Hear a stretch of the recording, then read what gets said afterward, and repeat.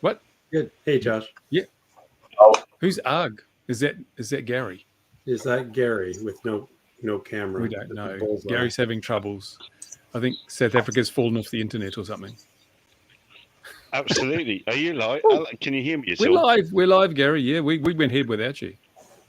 You see, what I like to do of an evening is I like to prepare the slides, get ready. We've got special guests, people from Canada, ready to go. And then the power goes. And now I'm stood outside in the, well, I'll put the camera on a minute, but I'm But sure there's we can't not hold you, enough Gary. data. You're breaking But up. You're anyway, breaking up. evening all. Thanks for. Okay. You need to turn the crank a Can we few talk more about times. Canada first? I'll let you lead. Yeah, absolutely. I'm going to mute the mic and just listen in, and maybe things will improve. Yeah. Okay, fine. So you Don. want me to talk about Canada? Yeah. All right. So what happened? I'm Don, and I live in Canada. So what happened is, let me just kind of set the stage first of all for those who aren't aware of how the rules work in Canada. In Canada, we don't differentiate between commercial and recreational. That's all the same. We have basically a basic operation or an advanced operation, and you need to pass an exam and so forth to qualify for those kinds of operations. And so basic operations are when you are well away from people, like 30 meters away from people, or and well away from airports and out of controlled airspace. So that's what the basic operations are for. And for if you live in a city, basically you can't fly a drone over 250 grams because almost every city is blanketed in control zones, or a good part of them. Drones under 250 grams are great. You know, they are only restricted by the don't do anything stupid rule, which makes it very convenient. So the issue that happened last week is that if you are doing an advanced operation, so you need your advanced certificate, you need to have approval for wherever it is that you're going to fly. Like if you are flying in controlled airspace, you need the appropriate approval. But the other thing you need is you need to be flying a drone that is eligible for an advanced operation. So, and there's three different subcategories: being in controlled airspace, flying over people, which is within 5 meters horizontally, so you know the infinite cylinder kind of thing, or if you are flying even near people, which is between 5 and 30 meters horizontally. So if you so what you want is a drone that matches and is eligible for those that kind of operation. Most people aren't too worried about the flying over people, but some are. It's the controlled airspace that's the kind of the main one that people are after.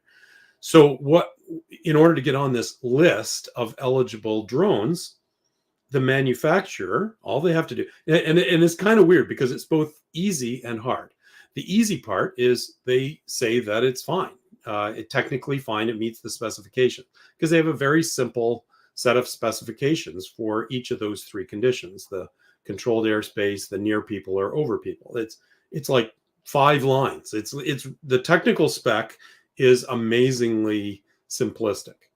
And for controlled airspace, the spec is you have to be able to control the aircraft within 10 meters, yes, meters horizontally.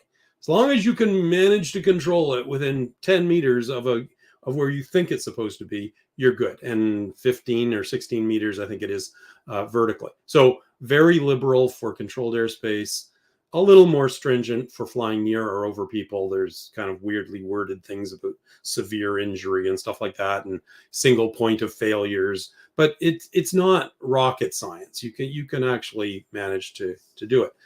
So the manufacturer is required to self-declare, and they don't have to submit anything. They don't have to do anything. Well, sorry, they do have to do something, but all they have to say is, yes, we looked at the spec, we tested our drone, and it meets the spec, put it on the list. So there are something in the order of 600 different models of drones on that list. And a model is either a simple manufacturer's model like a DJI Mavic 3, for example, or it could be a Mavic 3 with a parachute attached, in which case the parachute maker is the one that makes that self-declaration, or it can be even a handmade drone, like a homemade drone or an RC aircraft. You can submit the stuff for that. So it's not too terribly difficult to get on the list.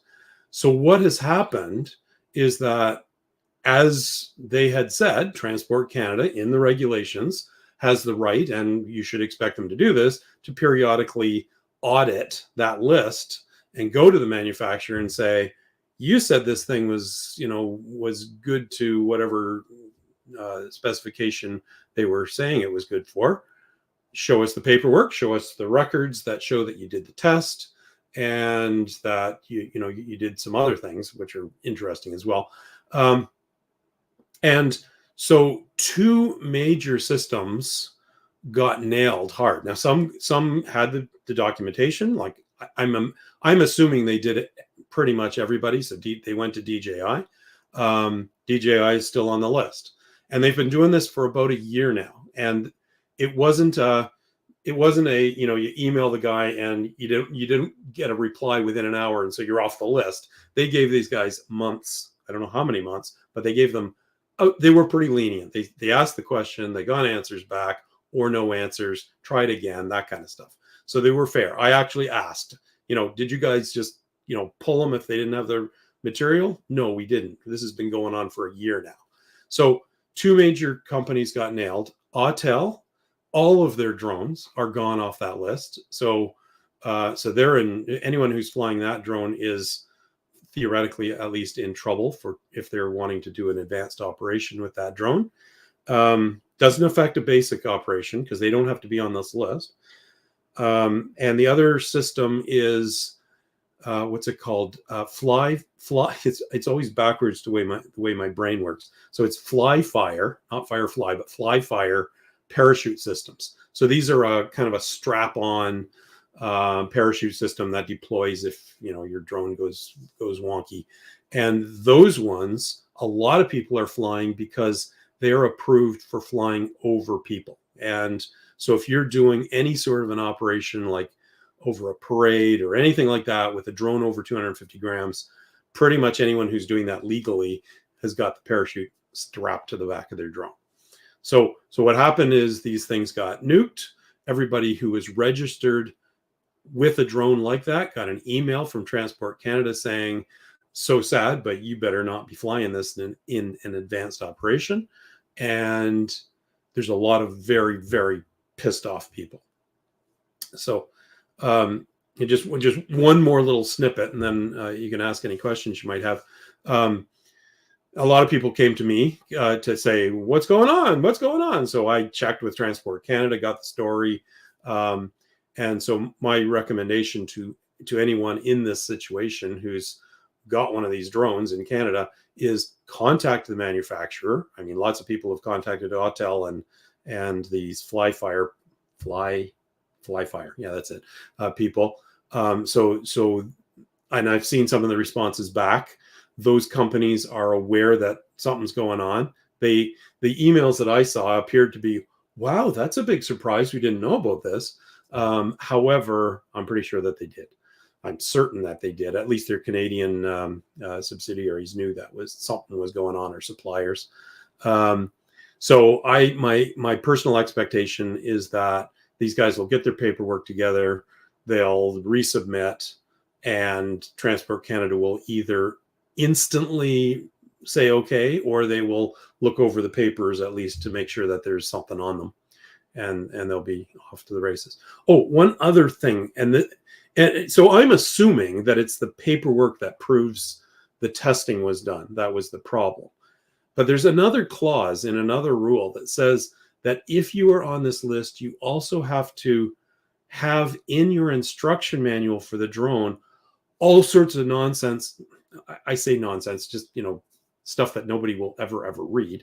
But you have to have all sorts of things. It's about 10 different things, like, the conditions under which you are able to fly this kind of advanced mission, the weather conditions, what they've done technically, and all sorts of stuff like this.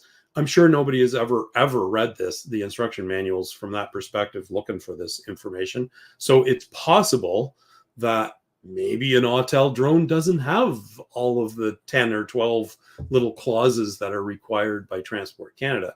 And that, I suspect, would be a bit of a bitch to have to, go through their technical documentation cycle to get that fixed up. So that's what's going on. It's kind of messy. Yes. was Swell Pro involved in that? Because I saw Alan News vlog this morning, and he had this Swell Pro drone up there. I don't know. I hadn't heard. Yeah, they were removed from the list. Are they? Yeah. Yeah. Okay. Yeah. So Josh, AVSS, we're a parachute vendor in Canada. We represent about 84% of the M300s for Ops Over People. We're based in New Brunswick and Ottawa. Oh, cool. So we were audited September 5th. I have all the access to information requests. Don, if you want it, it costs. You can just go on to you're familiar with the ATIP requests. Yep. You can go find my ATIPs. And they're available for download. I think they take a day or something for them to email you. But I can show it. But we received our audit request September 5th of 2023. We were given 30 days to comply. Okay. We did. We're still on the list. And going back to your Autel comment, I think they're going to be back on. I do agree with that statement. I think that was probably like near people controlled airspace. It's pretty easy to get there. Ops Over People is a bit of a different beast.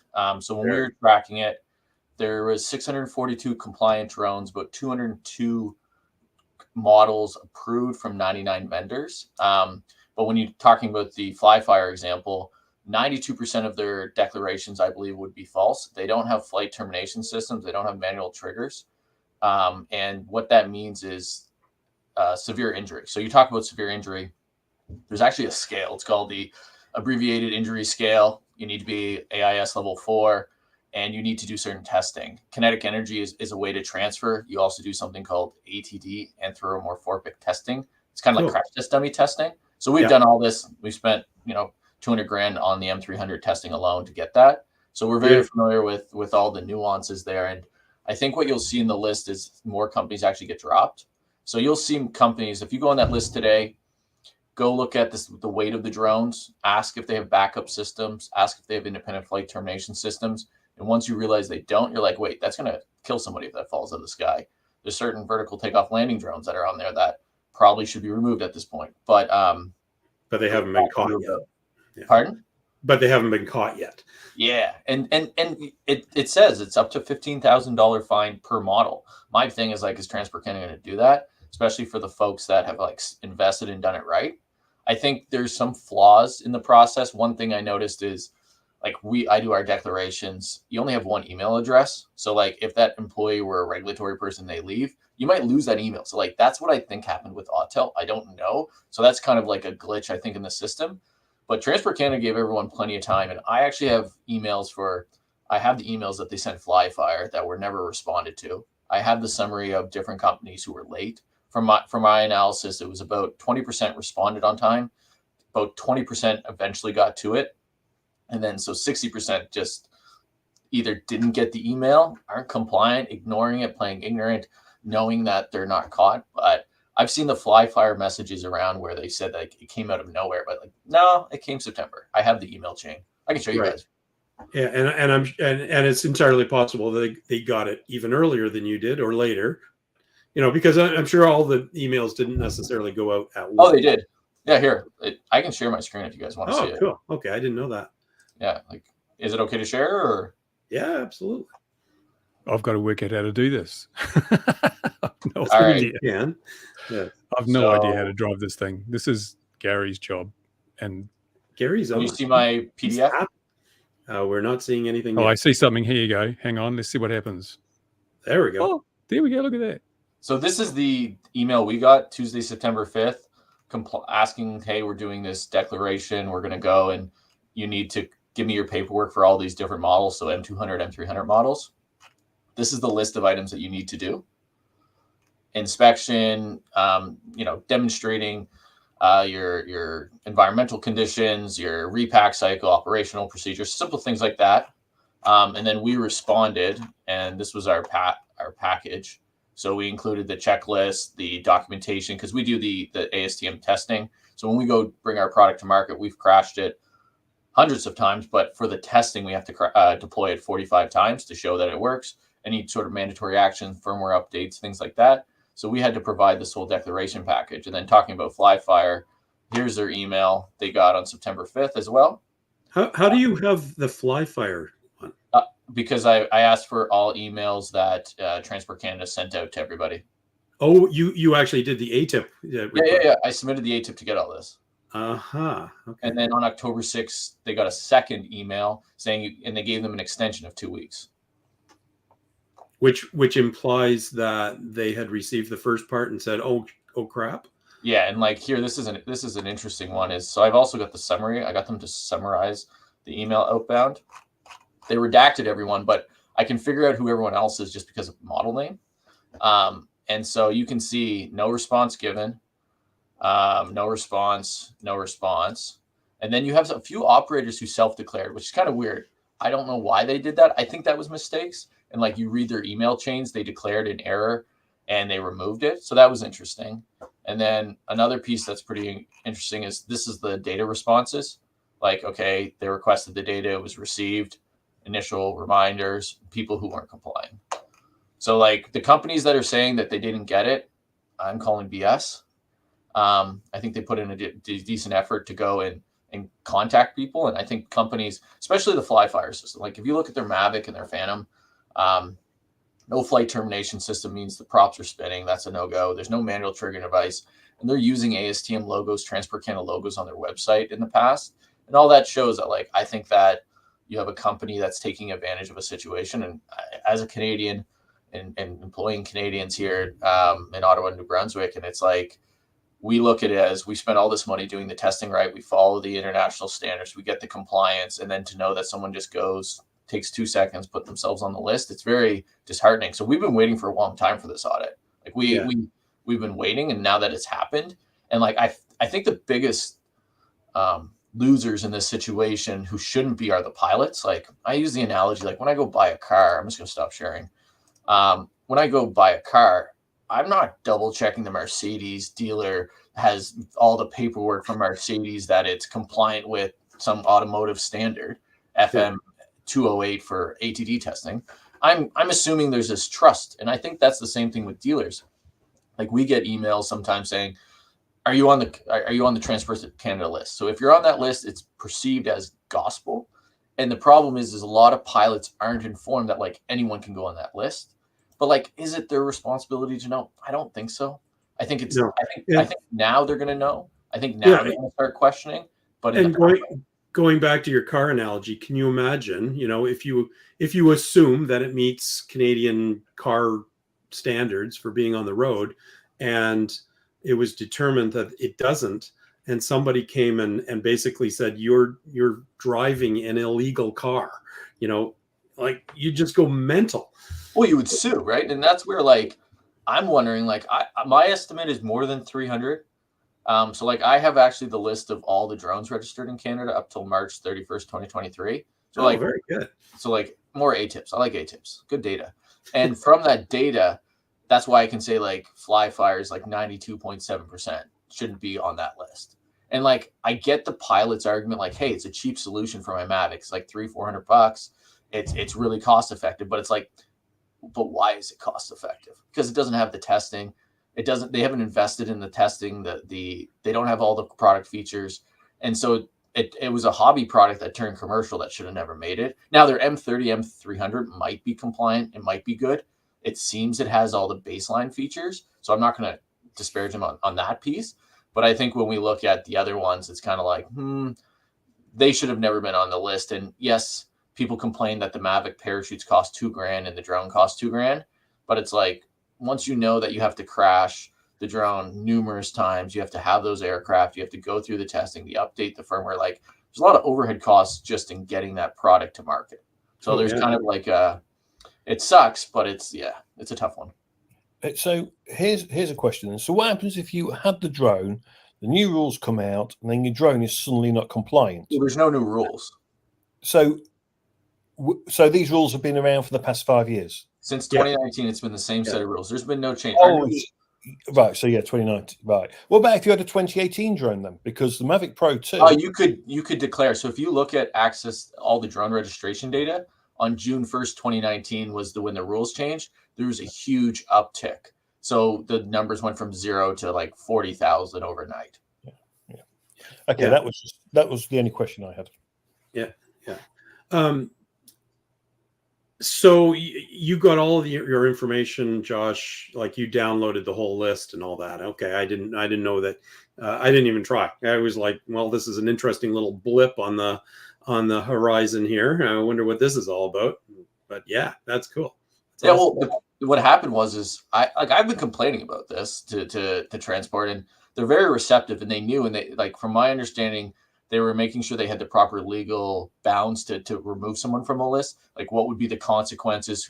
What stakeholders are involved? And I think that took them about a year and a half, it seems, because they knew people were declaring. They just didn't know what tool they could use.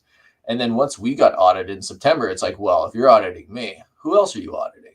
And you're not going to tell me, but I know how the Freedom of Information works, and it cost me $5 to figure it out. It's a pain in their ass, obviously, and they're not probably loving me for doing it, but I want to know where I stand. And I think when they look at like my sample set of data, I was surprised about Autel. I didn't look at near people in controlled airspace. I only look at over people, because that's the niche we play in. It's like an M300s in Canada. It's about 14.8% of M300s have parachutes, just base registration. And from that data, it's like, that's what we focus on. So when I saw Autel get removed, I was like, their drone's fine. I'm sure it's just a blimp in the radar. And those pilots with Autel shouldn't be stressing out, but I think those that bought Flyfire on the Mavic and the Phantom, like, those things should not be easily back on that list. Like, Transport Canada should be hard on them, being like, show me the actual data that you did. Like, you're declaring you have ASTM, you're putting your Transport Canada logo on your website. Like, you don't have the rights to do that, but like, now you want to go back on the list. I would argue that it should be a couple hurdles to jump, because you were given rope in a trusting environment that you can self-declare. You showed that you couldn't run a professional organization to be compliant. Therefore, you should have at least a hurdle that paperwork is verified before being back on. Because how many pilots are screwed this past weekend? How many pilots are sitting there going, I had a festival I was going to scan and take videos of, and I couldn't do it, and I couldn't get, I had to go drop 30 grand on an M300 with a payload, H20, and a parachute. I didn't have the cash to do that. It was supposed to be a $2,000 job. And I think that's where, on the same side, the pilots, like, and we see this more in Europe. Europeans tend to ask for a documentation for MOC 2511, MOC 2512. It's like similar type of rules, a little bit different, same but different. And they ask for the documentation because they have to submit it to YASA. And it's interesting, I think, that you'll probably see a more skeptical Canadian pilot group, which will probably be against the Canadian norm of like super nicing.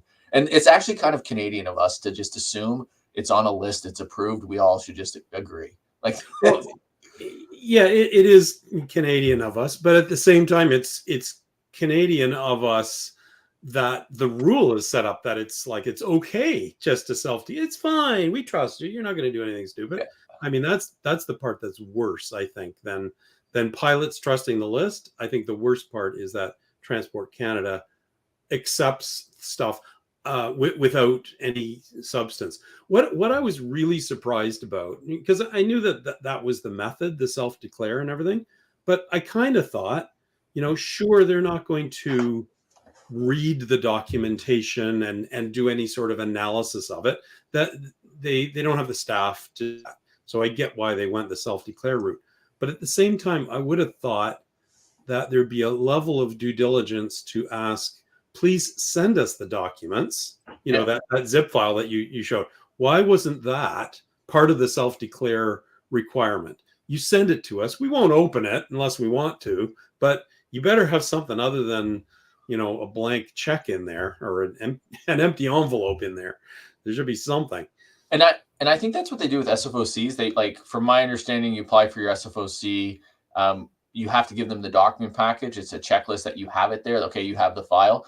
and this is a criticism I've given to Transport Canada, is that don't just accept the file, read it. Because I've also seen ASTM documentation that's been falsified, as far as they use some rubber stamp company to be the third-party testing agency, and that's been clamped down, especially with the FAA. I've also seen companies blatantly trick the test. So when you do testing, you have to do it in a representative CG, max toe, makes a lot of sense. I've seen companies take weights and attach it to the bottom of the legs so the drone wouldn't flip upside down. And why does that matter? Because we have something called minimum deployment altitude. If you can deploy in a hover state, your data is, you can deploy at like 10, 15, 20 meters. But if your drone's tumbling, it takes more time for it to reach something called steady state. And so I've seen that too. And like, I think the biggest thing, like for me on this, is like, I've seen this for a couple of years now. Like, our company's been going around since 2017. When we started, only France and Chile had rules. Our big bet was this was going to be mandatory. We were actually one of the ones complaining about the previous system where you couldn't have a modifier. We had a government client wanting us to put a parachute on the Sky Ranger, and if they did, they would be no longer compliant. And we were like, well, that's dumb, because the net benefit of a parachute is positive. I shouldn't have to ask the manufacturer for approval. And that's where the 2019 rules were implemented. We were really excited, and it's really helped our business. But at the same time, it's like, we're at the point now, like, I can tell you the FAA process I've been in since 2020 for Ops Over People. I have an MOC submitted. It's been a while, and like, it's way more restrictive. So the Canadian approach allowed this market to open up. But again, they kind of gave some bad actors too much rope, and they're strangling themselves, and they're making up BS excuses from my side. Yeah. So, Josh, can you let out how many times have your systems actually been deployed? Do you know that? Do you have that figure? Not off the top of my head. I know that it's less than 20. Less than 20 systems. The deployments are pretty interesting. Like, again, most of our products are on DJI drones, and like, good drones. Like, we are a vendor for Skydio. We are a vendor for Workhorse. We're a vendor also for some other companies. The parachute world's really growing this year. Europeans came out with new rules. The US is coming. So you're going to see a lot more. But most of our stuff's been on DJI drones, and DJI drones don't fail that often. Right. Yeah. Good to know. I do find the shoots interesting, I must admit. I wouldn't want to put one on my drone, because if it takes the aircraft over the manufacturer's maximum takeoff mass, at that point there, you just go no. And if you don't mount a chute correctly, it can do a lot of damage. As you know, when you mount a chute, it has to be mounted so well for the airframe that, you know, you can't just bolt it on the top, because then it just pulls the top of the aircraft off. For example, you know, it's got to be mounted so it goes right through. It's really secure. It's a thing about the GPS as well, because you don't want to be obstructing that. Yeah, you got. And that's the problem with the parachutes that were on like a Phantom. You would see they were top mounted in the GPS. Like, but this is a part of, like, when you do ASTM F3322, you have to crash under the current one 45 times. 5 of those are shock load tests to make sure that you have a big safety factor. So you actually take the drone up, you kill the motors, and you let it free fall for 3 seconds. And it's the worst 3 seconds in your life, because it seems like 10 minutes. And you're watching, you know, 15 grand, like an M300 follow the sky, and you're like, okay.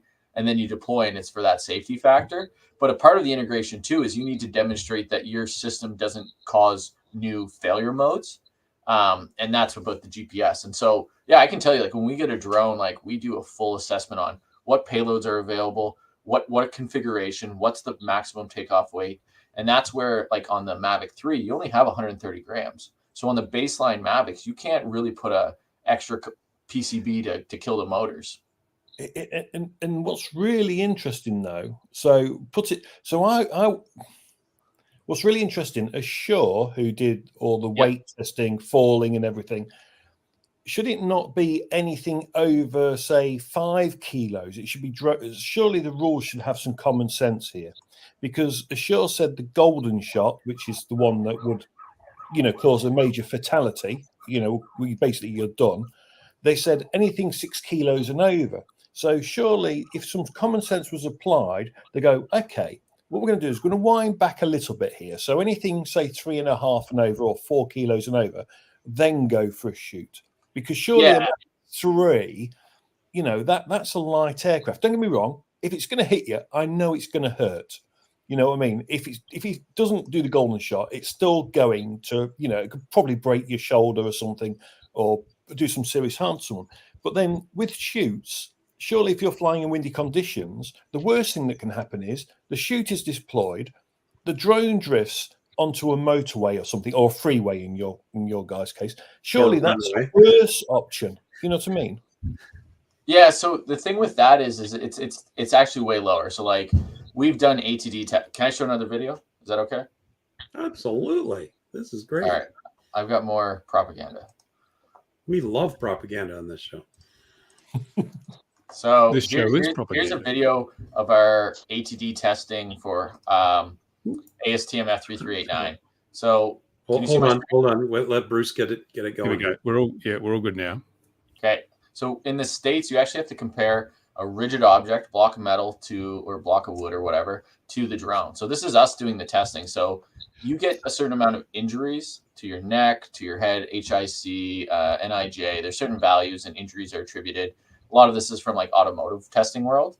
And from that, then you compare it to your M300, such as this.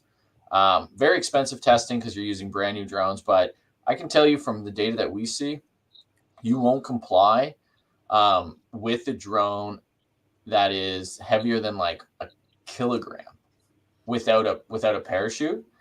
Yes, the EB SenseFly is an option because it's completely made out of foam. But most companies aren't designing their drones out of foam, right? They're usually plastic. There's structures, there's support. So it's really like anything over a kilogram, you're going to create the injuries. And this is where you have the abbreviated scale that you can assess on these injury scales. Yeah. Well, I can tell you if that drone hit me in the face, I would not be a happy camper. And if the rotors were going, I wouldn't have any ears left either. Well, and that's why you have to have a flight termination system. And that's why the Mavic and the Phantom is such a problem on the Manti. Even if they submit their documentation, like that blade's going to cut someone's face. Like I've seen pictures of a child getting hit by a Phantom and you see the laceration. And those are considered severe injuries. So like you get that in the eye, your eye's gone, right? So that's where like, I think that again, going back to there's certain compliance that were removed that will be back. There's certain compliance that fundamentally they shouldn't be back. And if TC puts them back on, I'm going to be sending my ATIP emails again, being like, why are these back on? Like at the end of the day, we have a really progressive regulator. I think we sell internationally. We have over 50 DJI dealers worldwide that sell our product. Big footprint in North America and Europe and in Australia, New Zealand. And it's something that from my standpoint, it's like the TC rules have opened up this market for people to create businesses and be a leapfrog for international markets from a manufacturer standpoint. But now it's at a point where it's like, I believe that they need to tighten it because they gave everyone the opportunity to run a free game. They got everyone's drones that were built before 2019 compliant, so people weren't throwing out their Inspire 2s and whatnot. But now we're at a point where it's like, okay, from now on, getting on this list is actually going to be harder because we're going to actually look at your paperwork before. That's what I would like to see, because it's not like you're going to see 50,000 drones added or 100 drones added. It's going to be a lot slower roll. So yeah, like maybe 6 a year kind of thing. Yeah, and like right now the list it was at 642. Now it's at 548. So we've had quite a few removed. I bet you there's at least I have the list of who was removed and who's currently on there, and I bet you there's at least 20% on there that shouldn't be. That are still there. Well, I noticed this morning that there was still one Flyfire on there. Yeah, and that's because probably an individual registered it, and they haven't. Like, I feel like this auditing, like right now, we could go put Dawn's Flyfire on that list, and I bet you'd be there in a week because the person who's accepting the list is different than the compliance auditors. Right. Exactly. Yeah. So yeah, I noticed that it was some person's name, so it was kind of well, and that was the interesting thing. Like, there was like 4 or 5 operators in my ATIP data that had registered, and I do think that it was a mistake. I think they didn't understand how to like register, or they bought it and like they wanted to put on the Air 2S and it says on the website I can do it, so I'll just go do it myself. Like maybe there's that type of approach. Yeah, I think that's entirely possible, because I know a fair number of RC aircraft people who have looked at the procedure. Well, some people have looked at the procedure and said, holy crap, I can't afford to crash my aircraft 45 times. And, just said, no, thank you. I'm not, that's just ridiculous. And then others that have said, well, looks like all I have to do is fill out this form and I'm on the list and I can fly my RC aircraft, in controlled airspace. And I was shocked the first time we registered. Like I was the one that put us on. And like, to be honest with the list, like it is a like marketing tool, because in Canada, if you're on the list, it's like, oh, I could. And so we've done it before where we go put on the list to do a market assessment. Is this product going to move? But we won't ship until we have all the paperwork done. So there are approaches on like a marketing play on that. But yeah, I think at this point, there's just so much flack with what's going on. And again, going back to the people who actually are flying, it's either small business owners, private companies, search and rescue, public safety. Like how many of them are not able to do their mission? And like, we feel that when they have a parachute deployment, when I get a call from, so a customer of ours, like Chula Vista, like they're operating 7 days a week, running those drones. They're completely going. If they're grounded, like that's unacceptable. So if you have all these DFR, drone as first responder programs, and they're grounded because they trusted a list, like that is the economic harm is one thing, but like people's lives are at risk. Like you can't play with that. Yeah, it'd be interesting to see if there are exemptions applied for first responders. RCMP are like part of my ATIP data. I find out which drones are registered with the government and which ones aren't. And like 60% of M300 government drones are RCMP. So like they seem to be following the same rule set. Now there's probably like a caveat of like, if you have to fly this mission to save life, go ahead. But like generally follow the rules. Yeah. Well, that would make sense. But if you are flying the mission for search and rescue, or to find out where the guy is in the burning forest or whatever, I am sure Transport Canada would not say, well, guess what? We're going to give you a $30,000 fine for your excellent work. They're not going to do that. No, exactly. I think that's the practical side of them. Right. Yeah, the RCMP, if they would just want to bring down a helicopter, well, they couldn't do that. That's fine. Bringing down their own helicopters, they can good. do that. They're so they're blue. They've got the skills. Let's see. Am I able to speak to you now? Yes. Yeah. Yes. Okay. Cool. You look like you're holding a flashlight under your face, but yeah. No, it's the light from the torch. It's from the phone. It's from the phone. The torch is on my foot. It's like the Blair Witch Project. Yeah, that basically is my life. My life is the Blair Witch Project. I would take you around the garden if I had some shoes on, but I haven't got any shoes on. That's why standing on a toad was a bad plan. But anyway, what I was going to say was, has this caused ripples in Canada? No one else seems to have noticed in the world. Has this caused ripples, or is she be right, or what? How's the view of it? Yes, it's caused some ripples. I run a Facebook page or Facebook group that has something like 7,500 participants now. And when it happened, when all this kicked off, what was it, 2 days ago? It basically blew up. There was everybody saying, "What's going on? I just got this email," and all this kind of stuff. But it's not like people are marching, in front of Transport Canada saying, give us our approvals back. In fact, a lot of people, I would have to say that a lot of people assumed that the bad guy was Transport Canada, and to some extent they are. But what I kept telling people was, you can do whatever you want to Transport Canada, but they're not going to fix anything until they get the information from the manufacturers. Go after the manufacturers, call their customer support lines, email them, and tons of people have. So, but yeah. Well, I'm sure Autel will comply, but to me, from the outside, it looks like Transport Canada has been pretty fair. Actually, they've given them a long time to think about this, and 30 days. What was it, Josh? You said 30 days to supply the package, right? Yeah, September 5th. I got the email. Had to respond by October 6th. Right. So, if you have your testing stuff, if you actually did what you're supposed to do to get on that list, 30 days is tons of time, Yeah, it took me 2 hours. Yeah. Well, yeah, exactly. So even if you had it, it takes time to assemble it all and do the sweating and all the rest, because nobody likes to get audited. But but if you don't have the material, 30 days is not enough time to do all that testing True and enough. everything else. Yeah. Just get AI True to knock enough. it up for you. It'll be fine. Yeah. I'll do it in a second. So I'm quite worried about bloody porcupines. They're definitely in the garden. What did I want to say? I want to say, does Autel have representation in Canada? They Not, actually have a Canadian branch. not a branch. Their office is out of Washington. They They have must have a sales. They must have a sales channel though. In Canada. Yeah, they resell through like Best Buy, RMUS. They have other resellers, but physical presence, like I think the closest would be like Joe Scap out of New York. But like, yeah, it's mostly out of the West Coast. But I don't. They have Canadian distributors. Yeah, someone said RMUS is one. Yeah, exactly. Kevin from RMUS would be one. I remember when Alan Okay. used Autel drone failed, he had to send it back Yeah. to the US to get it serviced. Yeah. Yeah.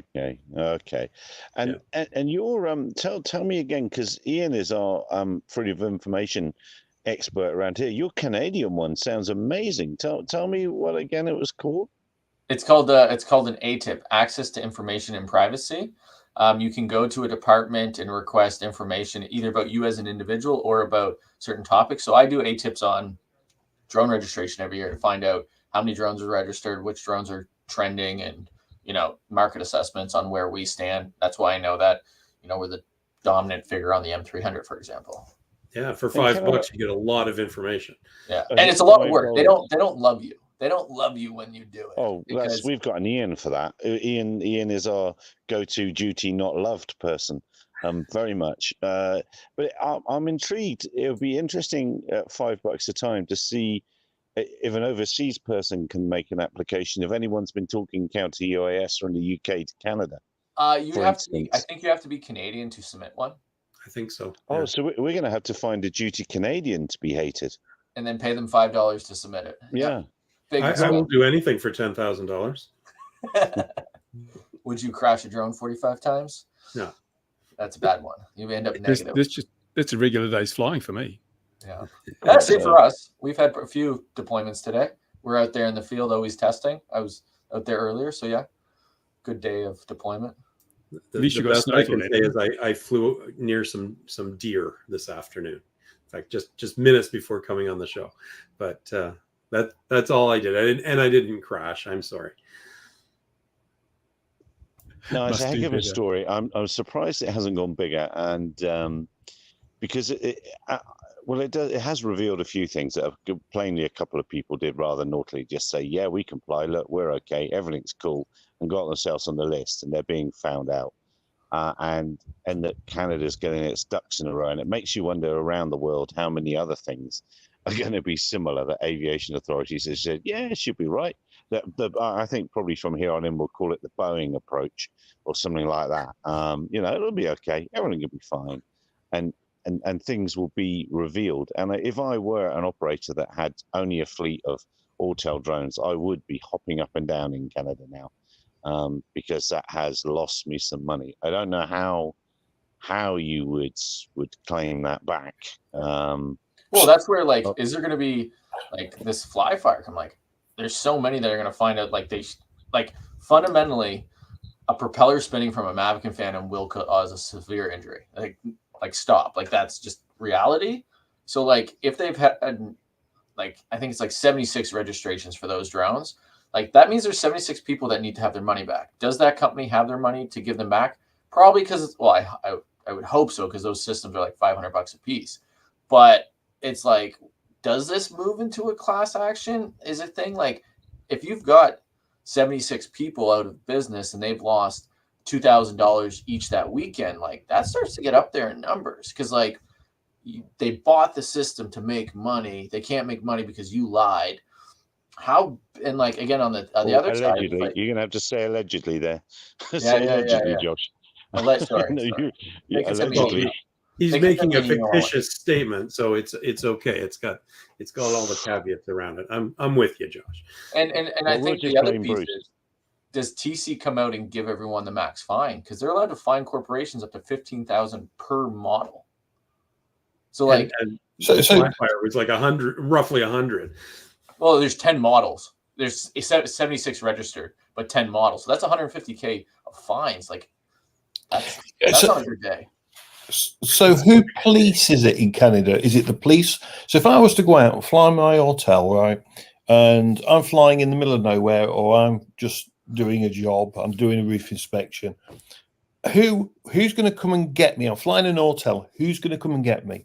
And So how that- are they going to know what I'm flying? So this is interesting. So we don't have remote ID. We're not Americans. We trust our pilots to drone on safely. But apparently remote ID might be coming, just FYI. But we don't have them in our new BVLOS rules yet. But the thing is, in Canada, Transport Canada, I believe, has the legal authority. I don't know if they've given authority to like the RCMP to punish.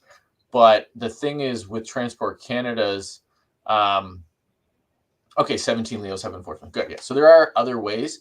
But the thing with Transport Canada is, like, I can tell you in September 2022, I was sitting in Syracuse, and I got a call from a Transport Canada auditor, but not on the drone side, on the aviation side, complaining about this Flyfire situation because there was a Montreal air show, and they saw this drone buzzing around, and they looked at the product, and they were a drone person as well, and they were all confused. So, like, I feel like even who's responsible for policing and doing it, there's only an RPAS task force. It's like less than 20 people, and they're very engaged. They're hardworking, and they've opened up this market for us. But like, yeah, the enforcement side, like, do they have budget to hire someone to do enforcement? I don't know. I think it's one of those events of like, if a drone falls out of the sky, somebody's going to be in a really tough spot to explain why they're using a non-compliant drone. But that's almost like, so far you've only heard a few of those events, not many. Right, and it's got to be something that it's one of these, if a tree falls in the forest and nobody hears, so it's got to the Autel drone has to do something bad, and somebody has to know about it, other than the guy who go, oh shit, I just lost my drone. So you're right. The Transport Canada RPAS team has a set of inspectors that are assigned to do this kind of enforcement work. It's actually a separate branch of the RPAS team. It's very, very odd. And they're distributed across Canada, but Canada is a huge country geographically. Yeah. So, the odds that you're going to do something wrong and the person's going to be there, with his binoculars watching you is zero. So, but that said, I bet your insurers would be happy to do the enforcement. Exactly. The insurers would. Also, not that they would necessarily know or care or anything in between, but pretty much any police organization. I think any police organization, I'll take the pretty much part off. Any police organization, if they see you flying a drone and they have some reason to believe, first of all, if they're trained to understand what the regulations are, but if they see you and they have some reason to believe that you are breaking some rule, they have the authority to wrestle you to the ground in quotation marks, and and taser you and everything else and beat you senseless. But it would just be to the point of perhaps charging you or warning you or giving you a warning. I believe any sort of regulatory enforcement that would involve a fine from Transport Canada has to come from one of those dozen or so inspectors who have the I was wondering that, because here in the UK it'll be the police that come and have. So when you apply for permission to fly in controlled airspace, they don't ask you what craft you're using, and they can't relate that back to the approved database. Oh, they can, for NAV Canada approval, you have to say what drone you're using so that it's approved on the controlled. Is that correct? Like, yes. Sorry, just to preface it, we fly at the same two fields, so we have a kind of rinse when we're in uncontrolled airspace, so we don't have to deal with that stuff. But yeah, Don would probably know. Yeah, so the permission to fly in controlled airspace is done through an app called Nav Drone, and that Nav Drone has a database of all of the approved drones that can fly in controlled airspace. And when you apply to when you request permission to fly somewhere, you have to declare which drone you're using and which model. So theoretically, if they keep their data up to date, they instantly which they won't, have already connected the dots such that if I am flying an Autel drone, I should not get permission to fly in controlled airspace. My suspicion is that nav drone, no, I won't say how badly it sucks, but nav drone, I suspect, does not have any sort of automatic linkage to that TC database. Yeah, there's probably not an API because nav drone is powered by Unifly, which is a Belgium Japanese company. Yeah. So that's an interesting legal situation, is if Nav Canada says you're good to go and the regulations say you're not, which Nav Canada, so we have a two-piece system. We have Transport Canada and Nav Canada. Nav Canada is actually a non-profit. They charge us the couple bucks on every ticket we fly. Their job is just to manage to approve airspace, and Transport Canada is everything else. Do you pay? From what I understand. Are you saying you pay per flight then? No. Drones. I'm talking about when we jump on a crewed aircraft and there's all those extra fees. Okay. So Nav Canada is a non-profit that was spun out of Transport Canada, I think, in the early 2000s. Around there somewhere, yeah. But it's a weird ass situation where Transport Canada basically said, "This is too complicated. We can't do it. Let's spin it off, make it a non-profit." Which don't make it sound like it's a charity when you say it's not at all. It's like millions, 200 million, I think, something like that. It's cost recovery. They're a good non-profit. They make money and they're profitable. That's what a non-profit's supposed to do. They're just not supposed to give the profits to shareholders. They're supposed to reinvest. So it's not a commercial entity. It's just an well, entity. It's commercial. Like, non-profit in Canada is like, so you have private corporations, charities, and nonprofits. A nonprofit's job is to have more goals and outcomes than just profit. So a nonprofit's reason to enter is more than just the profit, which corporation is shareholder value stuff, right? So the nonprofit's job still is to make money, because the more money they make, the better services they can provide to the community that they serve. That's right. And they basically have, in a sense, they have the ability to print money, because they can say, we're going to launch this new service and we're going to do that by charging every person who's going to Jamaica another $10. Yeah. So yeah. It's kind of evil. I mean, it is under government supervision and all the rest of that. But yeah, I don't know. You can trust the government. Yeah, and you can trust the government. At least in Canada, we happily trust our government. Yeah. But that's why there were no protests, because people didn't want their bank accounts frozen. Yeah. So that would be an interesting test, actually, Josh, to see if you could get an Autel drone approved for a flight. Yeah. Through I might be able to check right now. Let me check. Fire it up on the app or whatever it is and see. Yeah, that was my yeah, thought. but it takes. Nav drone is not user friendly. Let me just put it that way. To add a drone, you can't do it on the app. You have to do it on the web. It's crazy. Well, if a Canadian viewer happens to have one that's under commercial license and can quickly test it for us, that would be and then the trouble is they might get a $15,000 fine for trying to fly there. You can't get fined for just creating a flight plan. So I think no, I suppose not. But Bruce raised an interesting point. What if Nav drone approved the flight plan? You flew your Autel drone in controlled airspace because you had an approved flight plan from Nav Canada. What more do you want? And plead ignorance that you didn't get the email from Transport Canada saying it was pulled from the list. I think you'd still be screwed. Yeah, you would assume that they coordinated this with Nav Canada, because, from my perspective, being audited in September, and I've seen people getting audited up till December. I have a fresh ATIP from the last week of January, and you notice a drop off in compliance requests. I have a feeling they had some coordination, but who knows? Mm-hmm. That's a pretty big assumption. Huge assumption. Those boys don't talk all that well. No one likes from what I've seen, anyway. Yeah. What an interesting situation you have there. It really is left hand and right hand, and it becomes more and more so as as we go down into this conversation. And I will lay a wager that we're going to see stuff like this elsewhere in the world. Things will have happened. Yeah, Lay a wager. yeah, for sure. Well, we've been flying over people since 2019. In the U.S., it's not even like so in the U.S. they have a similar list. Especially for remote identification, but ops over people hasn't been fully implemented. So like they're like 4 years behind us, 5 years behind us, and like you're gonna see that list starting to get populated. I would say in the next 18 months if I've read the tea leaves right. And so I think that like Canada is almost like it's almost a benchmark for other countries. Like the RPAS Task Force team members are part of JARIS.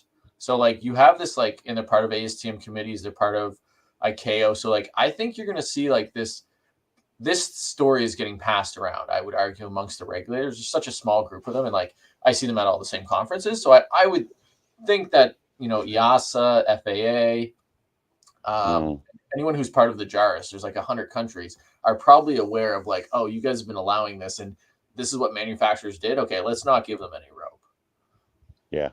Yeah, absolutely. And let's check the documentation in our country for these particular models, for whatever the regulations are. I mean, who would have thought it that folks in the drone industry might have fibbed about the properties of their products? I can't imagine. I just can't believe that sort of thing would happen. That's surely not. So Josh, you're talking. Obviously you make parachutes. Have you got one handy? Can we see your wares? Can you get them out, as they say? I've got 3 products. So I've got 2 drone parachutes. So about half our business is drone parachute safety, commercial drones. Our other half are more, we call them autonomous landing systems, kind of military dual use technology. So I got 3 products to show. Bruce and I both deal in that product, and I think we call it the ground, don't we? We find that stops everything. Yeah. You're guaranteed to break your fall. So we've got a couple. So I'll show you the first, like the core product that people know us for is the M300. So that's the PRS M300 that gets attached. There's brackets. So first time install takes like a minute, but then there's no tools. These are nice quarter turns. So that sits on top, reduces your kinetic energy to, I think, 54 joules, which is below the injury scales. You're good to go. So that's our ASTM. How does that fire? Does that detect a big fall, or do you hit a button? No, so there's 2 methods. So you have, for an ASTM parachute, you have to have a manual triggering device, MTD. And our system works up to, I think we state 2 kilometers, but it really goes up to 8, but because of that's open field 8 kilometers. So we say 2 for dense. And that's why it's yellow, so because that helps you with the visual line of sight then, if it's 2 kilometers. Yeah, we chose yellow to stick out. Honestly, we had black at first. We went to a trade show in the early days, and they're like, you need to make it look like a safety hat. And it's become symbolic, actually. Like when I look at my customers talking online, it needs a visor. It needs a little visor sticking out. Yeah, it's what happens if can it be false trigger? So what happens if it's a false trigger?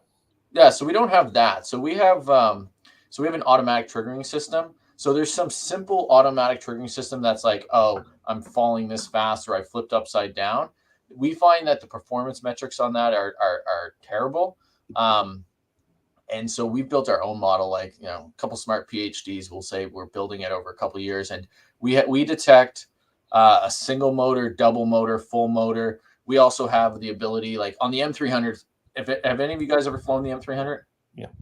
Okay, so the M300, this is a maneuver that we can detect that I don't think all of the other companies, they would have false positives from it. Is you fly the drone out, you press return to home because you're low battery, but then you realize you have 30% because you want to cut corners, and you jam the stick to stop it.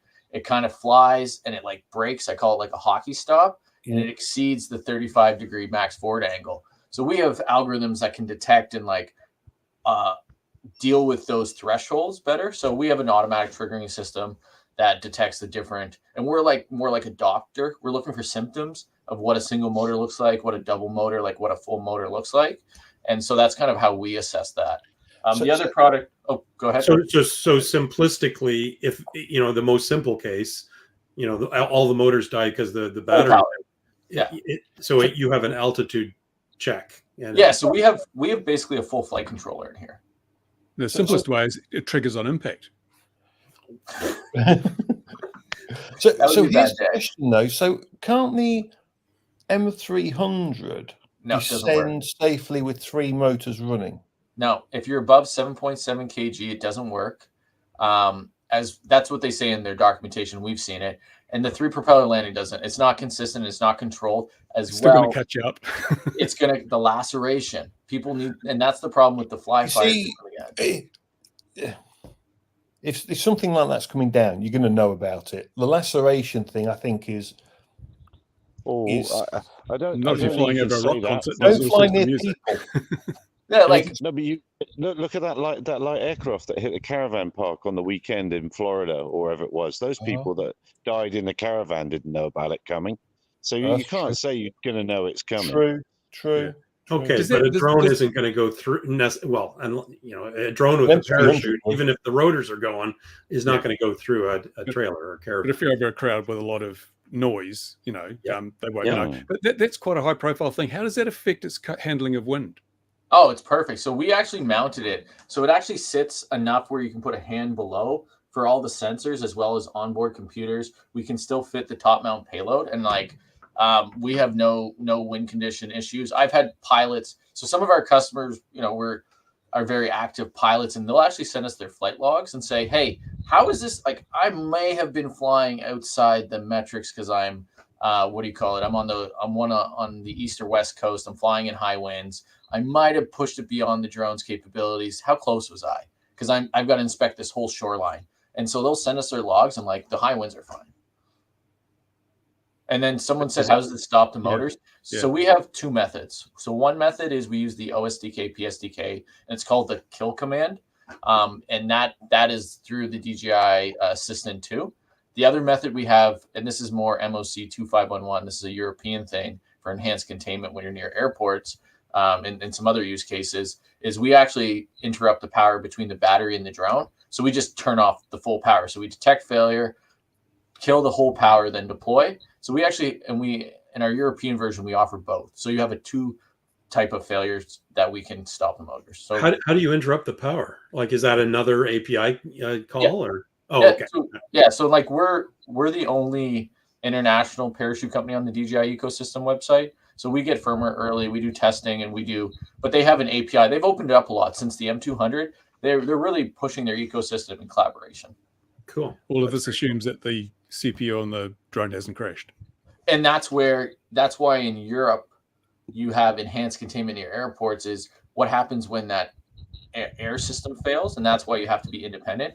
But in that case, like in Canada or in the US, our view is that's 2 sources of failure. What we need to do to fly over people show a single source of failure. So You can't just have 4 sticks come out into the propellers. No. That's funny. There's a parachute on the market that tries to break the propellers almost when it physically spins. Yeah. But that's a new laceration point. And that one's just oh man, that's another topic for another day, I would argue. I don't. If you detonate and blew it into small enough pieces, the individual pieces would pose no risk to the people below. Well, you could just put explosives in your parachute and just blow the drone up when it Very fails. popular in Ukraine. There you go. Create a confetti effect. Yeah. And so we have shoots. So this is a good question. So this is a shoot. I have another one. This is my second product to show. This is our shoot for a fixed wing. This is for a 20 kg aircraft. So this is a pyrotechnic deployment. You can see where we can change the pyro from the bottom. There's a chute inside, your warning on the top. So that's a system that we have for a fixed wing medical delivery drone, we'll say. I can't say who, but yeah. So what is your minimum deployment height in a hover? So minimum deployment height, I will comment on that with some nuance. So our MDA on the M300 is from 15 meters to 50 meters based on third-party testing. Because in third-party testing, you have to pick your outlier. So if you have a deployment and it starts to swing, you don't reach steady state right away. So it actually adds a bunch of safety factor, but you have to use that. But from our data, as good as 18 meters, we've actually got cost me about 20 grand to build a net outside where we just drop drones and do our testing. And we do that at like 10 meters.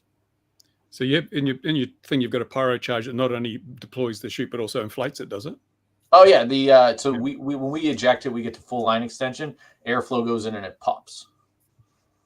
And so when we do testing, we do it just that. So we have 2 test fields. One's like half a kilometer away, one's 10 kilometers away. I don't know what that is in American speak, but something. And we Couple of also pounds. have a big net set up so we can, like, if you go on our LinkedIn page on AVSS, you can see all the deployment testing. Because the other thing that's interesting is there's a repack cycle for this. So we start with 12 months, and then as we get units back over the years, we actually store them. And we were testing products that were stored for 2 years at Christmas time, and deploying to make sure that they were still opening. We did enough tests, gathered enough data, said, okay, we now can extend it from 12 months. Now it's an 18-month. We're not comfortable giving 24 months. We need to have our own safety factors, but we can extend that out. So does you're it have saying that does it have a small explosive charge in it? And if so, how do you get it on airlines? Oh, no. So this one's spring-based. Right. And then the pyrotechnic, actually, we use a class 9. It's exempt from certain, like, so basically the initiators in here are bought from airbag manufacturers. So these aren't just us playing with black powder. These are all highly redundant, lot of testing and a lot of work put into to understand that. interesting. And then the final product, which is different, and we're really the only ones playing in this world as far as size, is called our guided delivery system. Wow. So, That's never going to fit on a Mavic 3. no, this isn't for, what do you call it? This is for critical resupply where you can't land. So this is an empty tube, nothing inside. We throw these off planes, off drones, out of helicopters, and it's for resupply. So if you need an object from A to B and you can't land a drone, can't land a plane, you need to get it from the sky to the ground. So we basically made micro J-pads.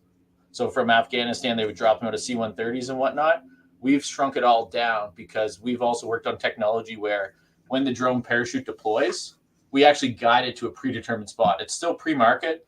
We're doing a project right now with a company called Blue Flight and Drone Up, working with the Canadian government on a guided parachute. So when the drone fails, parachute deploys, we can actually land it.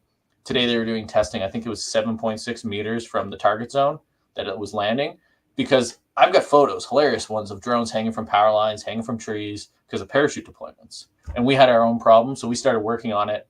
And when we started working on it, we actually built this product by mistake, because it's cheaper for us to do free fall drops on early products than to drop a drone. And then it's like, oh, we've got a product and sold it to some foreign governments and Canadian government and such. So that's another product we built. That is very cool. That is a neat device. Yeah, this one's been like, when we go to trade shows, we get good compliments on like, is this, the quality of the product, the color of the yellow hat. But on this one, they're always like, I've never seen this before. Well, you have in like large scale 300 kilogram C-130, but no one's seen the micro. And this is the same technology we apply to our drone parachutes that we've integrated on the Blue Flight and on a Drone Up drone to assess on its capabilities. And we're actually comparing the guided functionality in 2 weeks. The week of February 19th, we've got our testing. We like winter testing because snow is good for the drones. They don't break as much, even under parachute. And it's one of those ones where, so it's having that guided system, but that one's still a little bit out before market. Like the amount of testing that we would want to do we still need more time to fully launch the product. And for your convenience, we gave you 3 feet of snow in New Brunswick. Well, I'm in Ottawa and it's +5 this week. Yeah. Today, and this week it's going to be up to +5. Like I'm almost looking at the the snow, and it's melting. And right now we've got about 1 inch of ice. So every test, like we lose a prop, and it's just like. But if we had, can I show one more video? Yeah, sure. Yeah. I have Bruce one more. and I look in t-shirts. I'm stood out in the night. It's been 40 C here today. So. And by the way, it's +5 where I am as well. I'm about 2 hours west of Ottawa. But you like Peterborough? And yet there are trucks out on the lake in front of my cottage. Like, oh man, no, not a chance. So I'm going to share my screen. Present, share screen. They haven't gone through yet, but I have my drone at the ready. Get that video. So here's a video of some of our testing that we do. So this is before one thing we have to do is we test in excess of what our customers should fly. No one should be flying in this type of environment, right? I thought it was illegal to fly with snow on your drone in Canada. Yeah, our flights are about 60 seconds, and as long as they're not icing, like we do. This isn't like a 20-minute inspection. This is a fly up and deploy. So under our R&D, we're fine. Like this flight's gonna be pretty slow. I mean, pretty quick. And like I'll just jump ahead a bit, but why we like snow, funny enough, is you get the nice landing. So right now in our current weather, there's types of snow. Don, I don't know if you agree with this, but It's almost BV loss. it's line of sight. We can see it right now on the camera, right? Oh my goodness. So that had a There it 2-second delay intentionally. This is part of the ASTM testing. You actually have to introduce a 2-second delay, and boom, look at that. Just beautiful. Just hanging out, nothing broken, good to go. Nice. What do you do? You repair those up and make them into a single useful system again, or do you just get a complete new one out the box? Oh no, we're informally probably one of the best DJI repair centers that no one knows about. We actually, so like right now, I think I've had 15 to 20 M300s. I've got probably 20K of spare parts. We buy down to component ESCs, antennas, and we actually have to put in something called orange wire. So we actually introduce failure. So we can stop 1, 2, 3, or 4 motors spinning with a second transmitter. So we're actually opening these drones up, doing surgery, reverse engineering some stuff to make it so that it can be even tested. And you get bulk rate on hot glue. Yeah, you should, like some of the stuff here, like our engineers are smart. Like some of them, like the M300, I remember it took them a few weeks to figure out how the heck am I going to stop these motors? Because the M200 was really easy because the motors and the ESCs were in one spot, but on the M300, the ESC is all in one place. So like playing around with that, but there's no guidelines. Like no one's going to give us the user manual on how to do it. So we have to teach ourselves. So the first thing when we get a drone, the first thing we do is we take it apart. We don't even fly it. We just go and say, okay, start taking it apart. Let's look at components. Let's look at where's the strongest point to mount the bracket so it deploys. Where are the sensors at so that you avoid like the upward facing sensor on the M300 and all those nuances. So does DJI have a solution, or are you worried they're going to produce a solution? I know the fly cart or whatever it is, that's got a parachute, hasn't it? Yeah, so the flying cart's the only one. So DJI is interesting. They had a parachute relationship in 2016. The product was on market 6 months, it got discontinued. And then a couple years went by, they didn't touch. At one point, DJI had a policy where a parachute would void warranty. And around 2020, they changed that. And then I know we were added to the DJI ecosystem website in 2021, I believe, or 2022. So we actually have we collaborate with them on like firmware validating that we're not going to have false positives. So they could always come out like DJI can, like they're miraculous, right? They build great products, like regardless of country of origin, like they still build good products at good prices.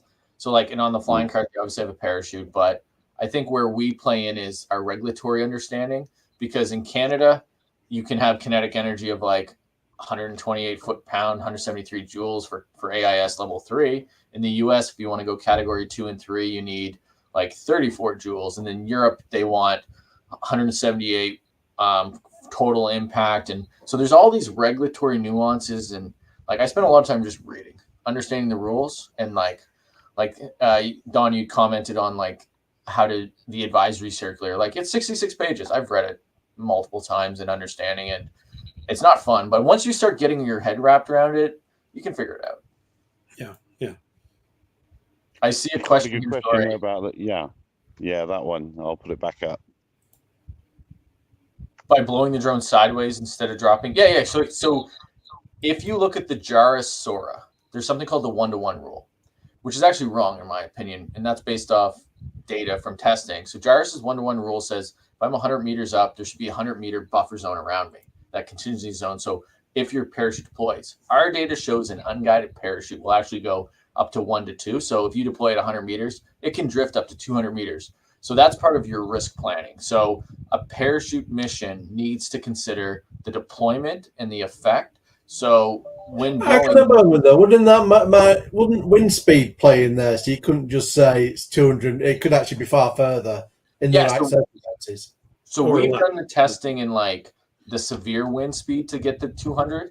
Like the default of 100 meters is, I think, based off like barely any wind. So that's where we tell pilots and in our like, hey, the 1-to-1 rule's there, and that's what EASA or Transport Canada wants to see with their SFOC. But like, yeah, you should be planning for up to 200 meters is what we tell our pilots.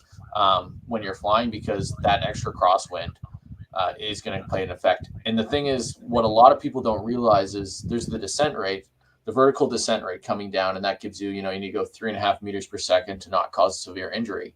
But the minute you add crosswind in, you actually have a horizontal energy that will exceed the metrics. And the only market that really understood it well early on was the US. And that's why you don't see a lot of drones and the ops over people, and why they make you do crash test dummy testing.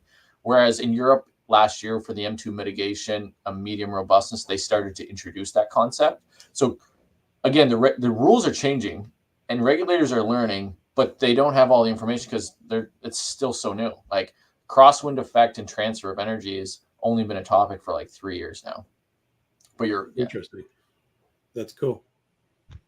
I'm totally impressed, Josh, with your, you have all this stuff right in between your ears. In his head. I know. It's because he's younger than us, Don. That's what it is. It must be. Yeah. Unfortunately, I've learned now as I get older, these young people seem to know stuff. I'd hate to be old like you. Bruce is the exception to that rule, of course. I know it is. It's amazing stuff, isn't it? Yeah, very impressed, Josh.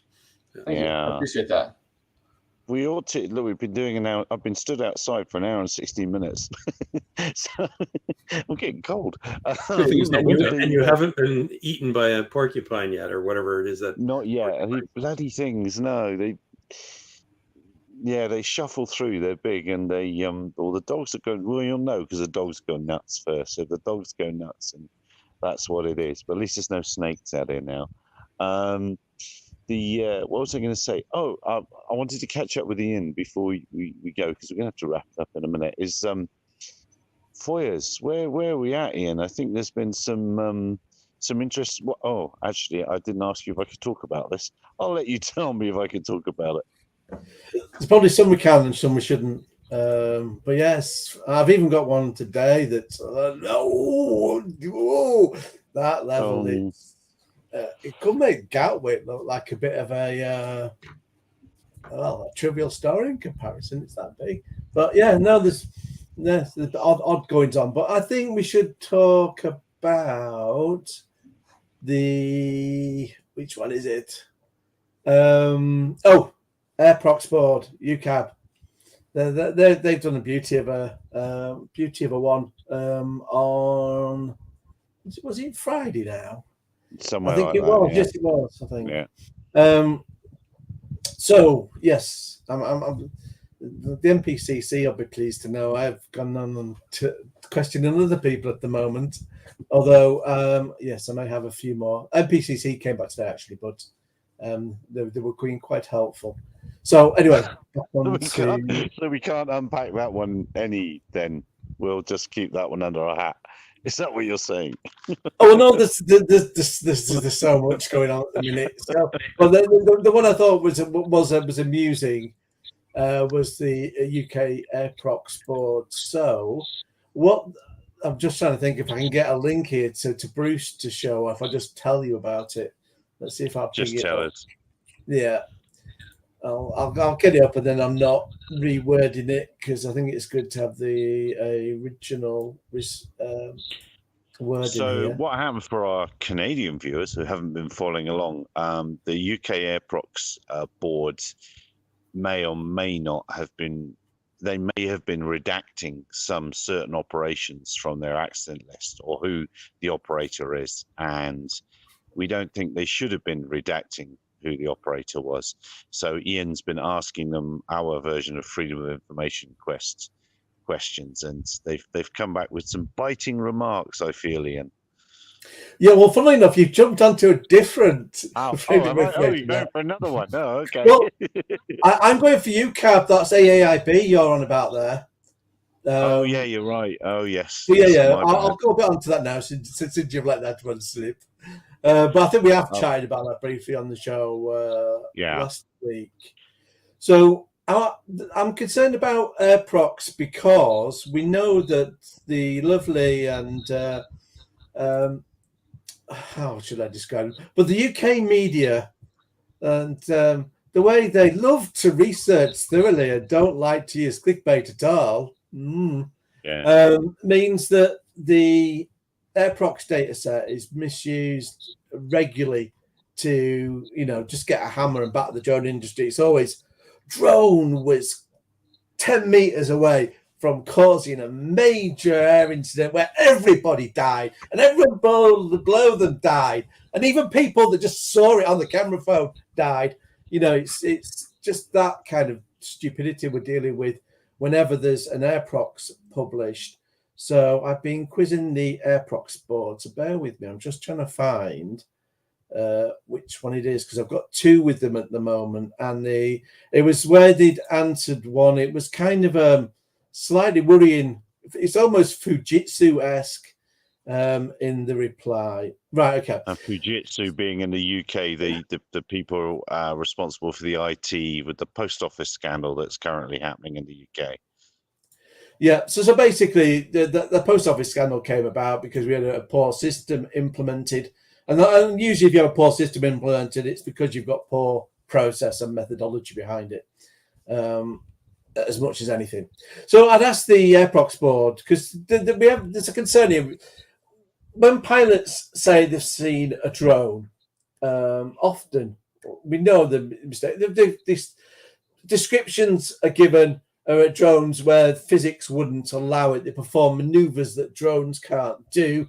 They have descriptions of things that aren't anything like any drone you buy on the market anyway. There's just so many questions. And then beyond that, there's just practical things. It's saying, pilot, I saw a huge drone. It was massive and it could have destroyed the aircraft. And it's the check with NATS, and NATS said, well, there's nothing on radar. Now, there's no way you've got something that is massive in the airspace and in on the radar. If you were saying it was a little. So you don't believe in UFOs? No, because they're not called that anymore, are they? They're called you don't believe in flying saucers and little green men. Well, I mean, what I believe in is if there's something there, you will at least get something off it. You'll at least be able to film it. You'll be able to get a radar contact or something on it. So just can we just quickly say cheerio? Oh, Josh is gone. Oh, yes. Well, I was going to say cheerio and thanks to him. He's gone. Well, cheers, Josh. Yeah, cheers, Josh.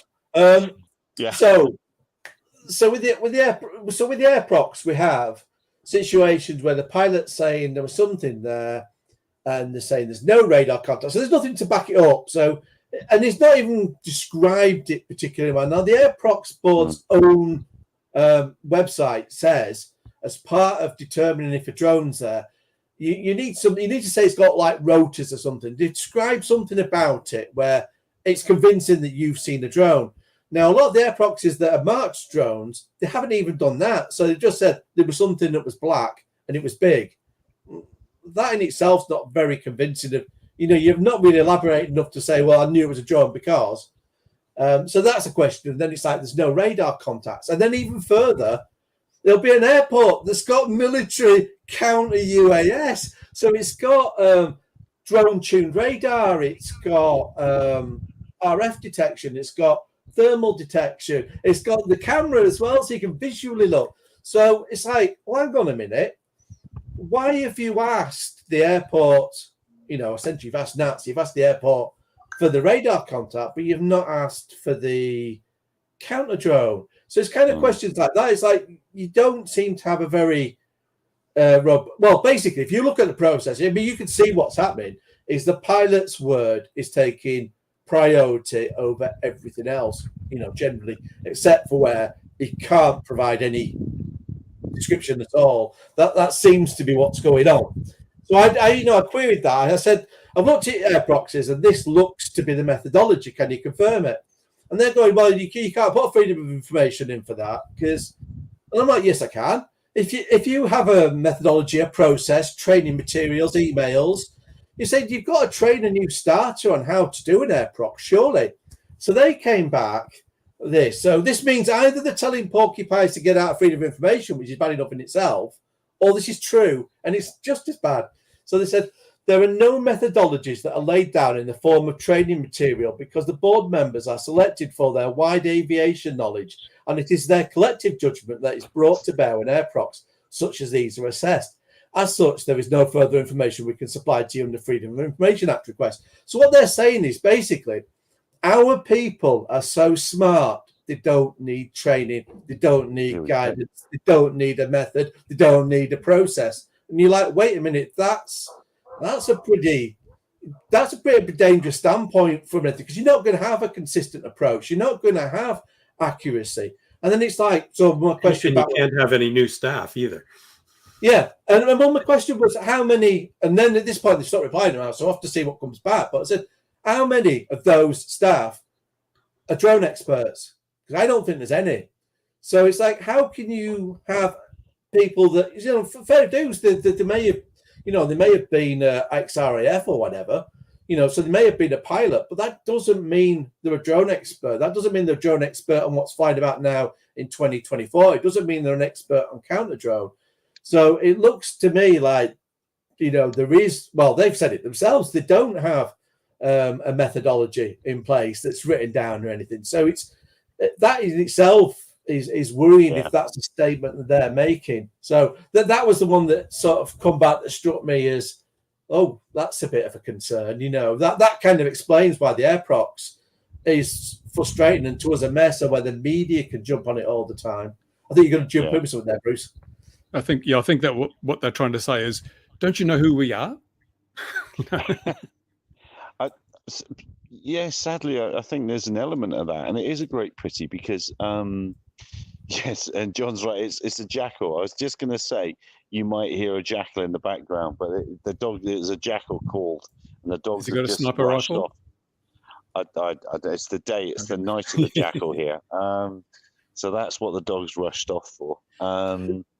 What was I going to say? I was going to say that, I've always held them in high regard, the AIB. And that's the trouble with all of this as we move on. Different bits of big institutions that you've kind of trusted and thought were going to be okay are lifting their skirts and revealing themselves a little bit. It's a shame. And if they don't have training material for how to do, they must have training material for how to deal with air procs. They must, because they just select the candidates on caliber, or they have the caliber, the right caliber people. That's the right caliber. It's just the right insane, stuff. Isn't it? It's a bit like saying, if you imagine you had judges in court saying, "Well, we don't need all that legal documentation and that. They know what they're doing." Exactly. It's and what I'll tell you about, you said that they might have Air Force people on. What I'll tell you about the Air Force side of things is, if I know for a fact, because I've done it myself, that if an aircraft came back in trouble, everybody rushes back. The station crash alarm goes, and everybody rushes outside, not to be ghouls and watch the crash, but because if you've seen it, you can't be on the board of inquiry. So everybody just used the crash alarm when everybody banged out of every building to not to be on it. So, you know, if that's where you're getting your experts from, they may not have seen anything. But that was definitely a fobbing off, reply that we can't trust. And then how do then further that one to reveal what's going on? So I cannot believe that there'll be an official document that there is their training manual of doing that somewhere. There is bound to be. I refuse to believe that there isn't. So rant ends. And the other one, are we going to talk about the other one, or are we not? Well, yes, because you've already given a few spoilers there, so we might. Shouldn't you just do a FOIA asking what the parameters are for choosing people who go on this committee then? Oh, yeah. How they establish their bona fides to be that caliber of expertise? There must be a procedure for that, or some definitions for that. Well, let's see. I think Gary already said that they lift their skirts. Yeah, well, quite so. They drink from the gender fluid, probably. Yeah. So we'll see what comes back from that one, because the questions are still back in their court. And then we've had the AAIB, so that's Air Accidents Investigation Brands, because there was a rumor swirling around that there's been some naughtiness, either some air proxies have been anonymized, they've been tweaked, and So they're either not making it onto the report at all, or if they do, they're appearing as commercial operators when they're not. And trying to ask about this, the AAIB have gone straight for a freedom of information exception on investigations using an EU law. That concerns me straight away, because if you're trying to hide behind an exception, well, that suggests my questions that I was asking, there is an answer to them. You can't bring out an exception unless the exception applies to one of the questions, which then says, well, yeah, the date is there. So I've actually said, so we're bringing out this exception. Are you saying which question is that to? And at the moment they're not replying, but yeah, with that one, they're not going to get away with not replying. That one that can go to all the way to ICO. They're not going to get away, and I don't think the law they're citing either, because I'm not asking about the ins and outs of specific cases. I'm asking about a generally about policy questioning. The kind of higher level questions than me delving into a case. So I think they're not beyond strong ground for the exemption they're trying to use anyway. So go get it.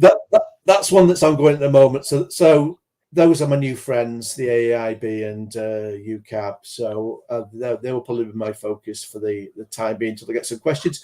But there are freedom of informations as well coming back from police forces around the UK, and there was a good one from South Yorkshire Police today. And I need to put the stats out from that on Twitter later. Actually, it was really another good one. Very, very, very few drone incidents logged with them.